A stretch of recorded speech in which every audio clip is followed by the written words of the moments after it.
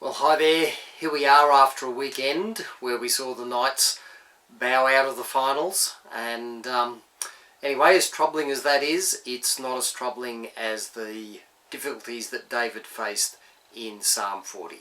So let's have a think about that. For me, the standout verse in this psalm comes halfway through, verses 11 to 13. It says, "Do not withhold your mercy from me, O Lord.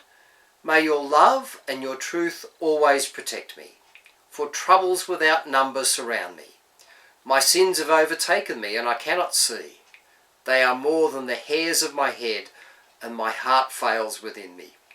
Be pleased, O Lord, to save me. O Lord, come quickly to help me. I waited patiently for the Lord. He turned to me and heard my cry." These verses speak about the desperate situation that David finds himself in. He needs God's mercy because of his troubles. Without number, he describes them. And of his sin, more than the hairs of his head. He cries out to God to save him. I think that this is an important personal insight. He knows that he's sinful. He knows that he's contributed to his own problems. And many people today don't have the insight. They don't see that their own sin, and as a result they end up blaming everybody else rather than themselves for their situation. But if we go back to verse 1, we find out what happened when he called out to God. Verse 1 says, "I waited patiently for the Lord. He turned to me and heard my cry. He lifted me out of the slimy pit, out of the mud and mire. He set my feet on a rock and gave me a firm place to stand.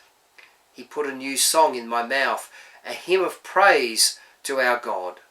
Many will see and fear and put their trust in the Lord.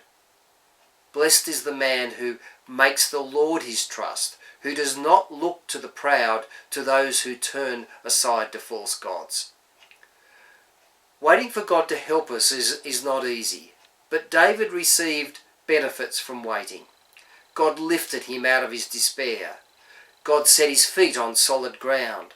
God steadied him as he walked, and God put a new song of praise in his mouth.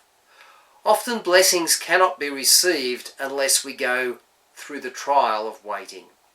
In verse 5 it says, "Many, O Lord my God, are the wonders you have done. The things you planned for us, no one can recount to you.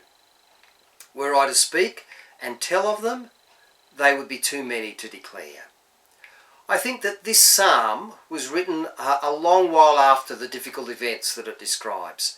And so the ideas don't flow from logic, rather they flow from a grateful heart that is recalling what happened. The more you think about it, the more God's goodness comes to mind. Verse 6 says, "Sacrifice and offering you did not desire, but my ears you have pierced. Burnt offerings and sin offerings you did not require." The religious ritual of David's day involved sacrificing animals, but these acts were meaningless unless they were done for the right reason. And we too can turn worship into a meaningless ritual. God doesn't want these sacrifices and offerings without an attitude of devotion to him. The prophet Samuel told Saul, "Obedience is better than sacrifice. Make sure that you give God the obedience and lifelong servants he desires from you." Verse 16, "But may all who seek you rejoice and be glad in you. May those who love your salvation always say, 'The Lord be exalted.'" As we look to God with a humble heart, may we pray verse 17 that David prayed.